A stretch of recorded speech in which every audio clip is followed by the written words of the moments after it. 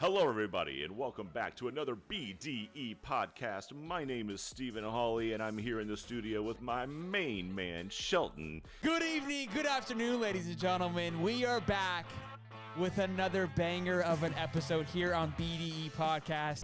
Good evening, good afternoon, ladies and gentlemen. Welcome back to another episode of High Top Sports. Stephen, Chad, it's been a long time, Bubba. How you been? Good evening. Good afternoon, ladies and gentlemen. Welcome back to another episode of High Top Sports. We are in the studio because it is lit. How about them Gators? Good evening, good afternoon, ladies and gentlemen. Welcome back to another episode of High Top Sports. I'm your host, Stephen Sheldon Pink Walker, in the studio. We got old Mr. Stephen Chad back on the mic early this time, boys and girls. And of course, none other than Mr. Swolderquist. Good evening, good afternoon, ladies and gentlemen. Welcome back to another episode of High Top Sports.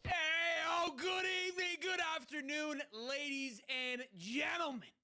Welcome back to another episode of High Top Sports. Hey, Billy out here. Good evening, good afternoon, ladies and gentlemen. Welcome back to another episode of High Top Sports. I played that little montage there for you because we are sitting at 19,999 subscribers. We are one away from 20,000 subscribers, and I thought no better way to celebrate hitting such an incredible milestone than to relive some of our great intros we've had over the last couple of years. I'd like to thank all of you guys for being part of this family and joining this family and watching this thing grow. It's been an absolute pleasure to continue to do this. So thank you guys. It's kind of surreal, honestly. It's awesome. It's pretty incredible. But happy. Welcome to the show. The Gators have hired themselves a what's his name? A special teams coach. So, a special teams coach has been hired to, I'm assuming, to replace Chris Couch. Now, I don't know, what's going to happen to Chris Couch. We're going to talk all about those things and see how that plays out. But big time stuff. Joe Houston from the Patriots has been hired again as the special teams coach. We're going to talk all about him here in just a moment. But hey, welcome to the show. Happy to have all of you here. Good to see you. Like and subscribe. Would you please stop the countdown? No. But thank you for your suggestions. I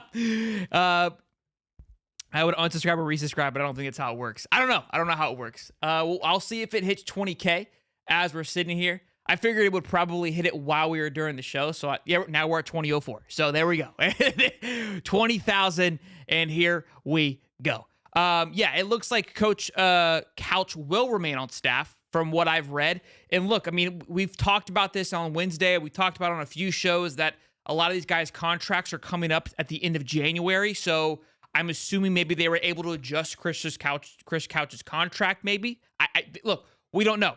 He could still potentially be removed from staff, but I think he's going to just take a step down and allow Joe Houston to step in. He was a kicker at USC during the Lincoln Riley was there, I believe, actually. But now he's been the assistant special teams coach at the Patriots for the last 4 years since 2020. Now he has not taken it over. So this is a promotion to him, in my opinion, taking over the special teams job at Florida. This is now going to be the third hire outside of Rob Sale. Rob Sale is from the pros as well, too. Talking about just this year, the third hire from the NFL alongside the strength and conditioning staff that was hired obviously came from the NFL as well. Washington, I think the Giants staff, both of those guys did. So from the Patriots, from the look, he also coached at Alabama for a year. So he's been under Saban. He's been under Bill. This guy's got a track record of fantastic coaches that he has worked under. So winning is definitely in his DNA. Now, although the Patriots these last 4 years haven't been the Patriots of past, he's at least been around a successful coaching staff in Bill Belichick. And again, he was at Alabama the year they went 11-2. Not that he was out here coaching or doing anything massive.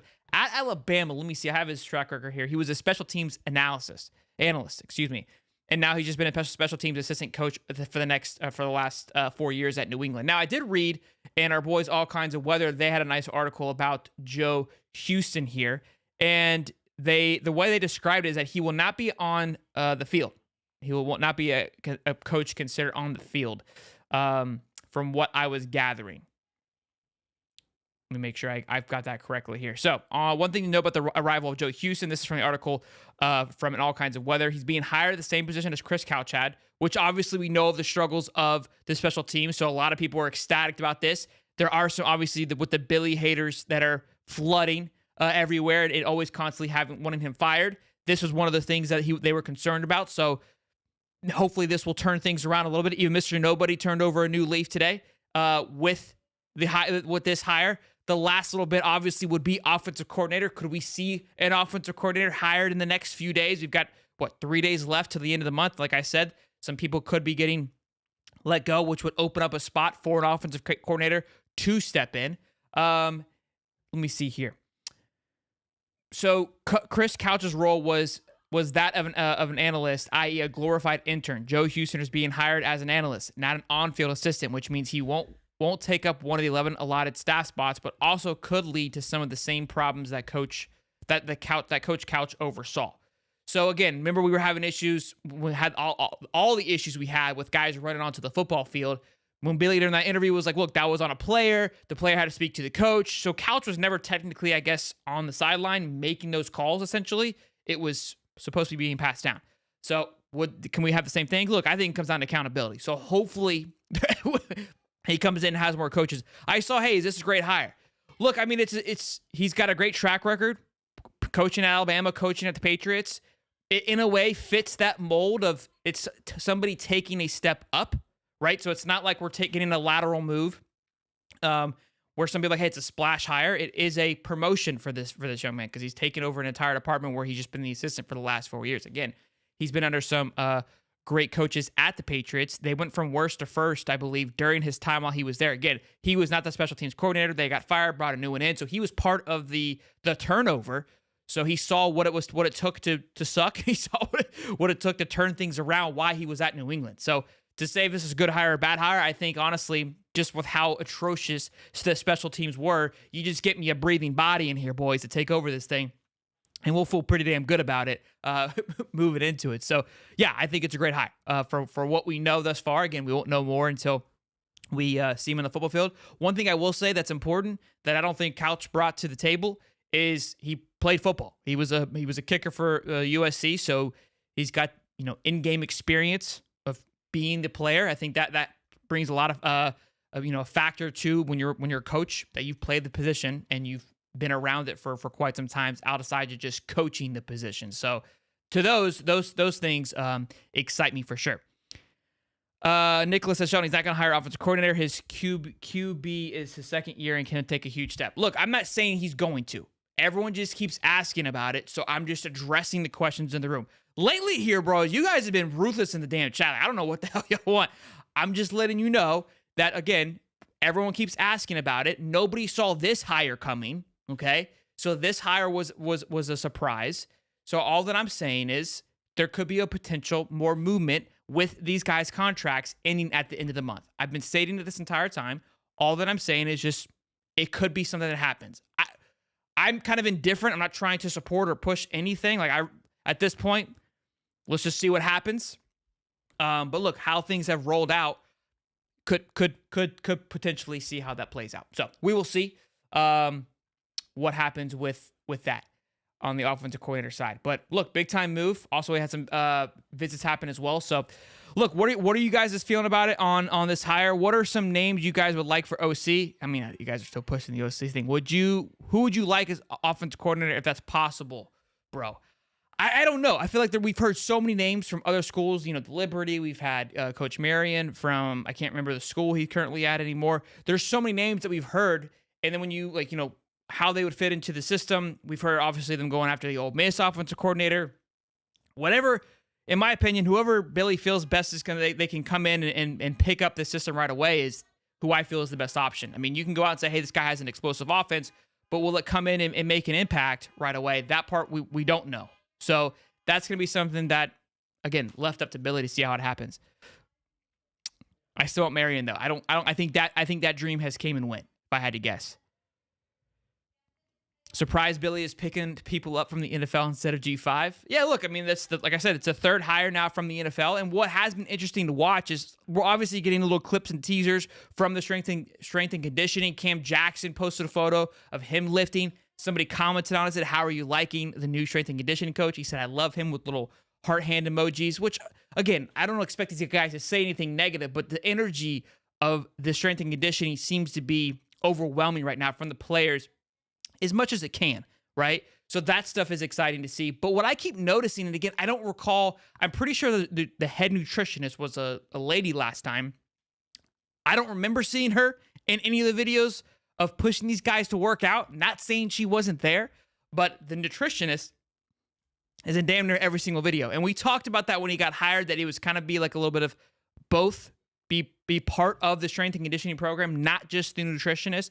That was his role coming in. So again, I don't know how much Mark Hawk, what he had, who was part of his staff, but it's almost like we got two strength and conditioning coaches involved. And then you also have the nutritionist who's there, right? So you got a guy that's monitoring them working out. And so, hey, look, we need to do this when we go eat. We need to go do that after you eat. Hey, to recover from this workout today, just, again, more involved with the situation versus just get together a basic plan that kind of fits everybody. Look, I'm just picking up the pieces from the outside looking in. Obviously, we'll get more once guys are able to talk about what all of this is and how it's all playing out. But just seeing him in these videos excites me. I feel like, again, we've got a cheat code now because there's two strength and conditioning coaches heavily involved with everything that's going on with these guys getting jacked during the offseason. Eric Bieniemy. Look, that would be a huge one, man. Obviously, he was offensive coordinator for the last year's Super Bowl team in Kansas City. I think he was there for the first one too. Now he was the offensive coordinator for Washington.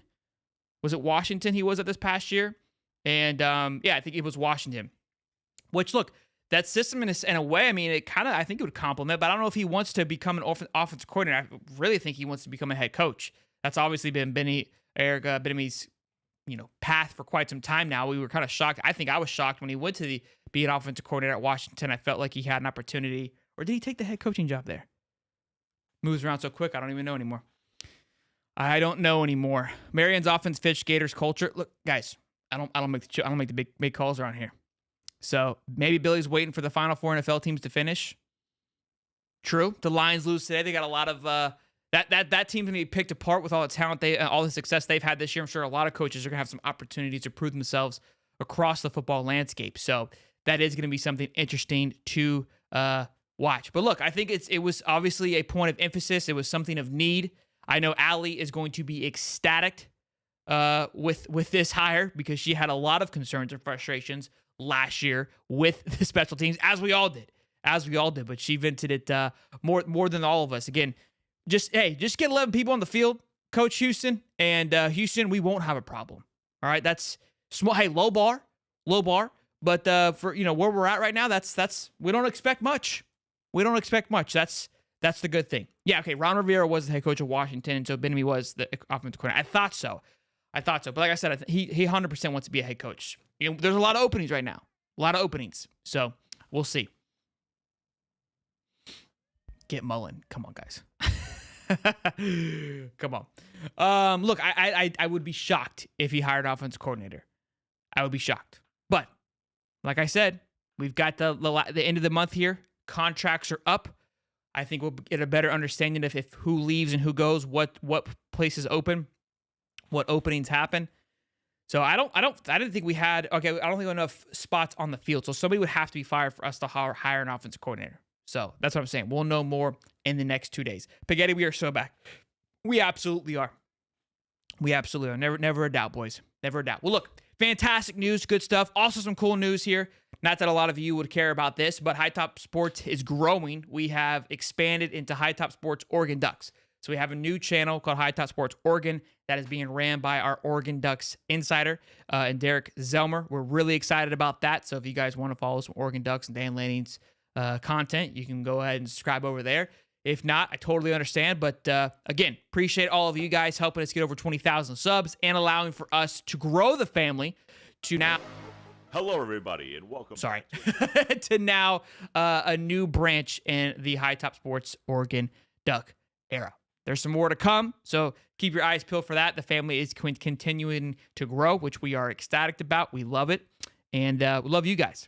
So much, much appreciated. Fire them both and bring back one OC. Derek Zomer. Yep, that's his name. Glenn K. Thanks. Yeah, we hit 20,000 a little bit ago. We sure did. We are at 20,010. 20,010. Crazy. Absolutely crazy. Enjoy your Sundays. You guys have yourself a great rest of your weekend. Enjoy the playoff games, boys and girls. And I'll see you guys in the next one. Peace.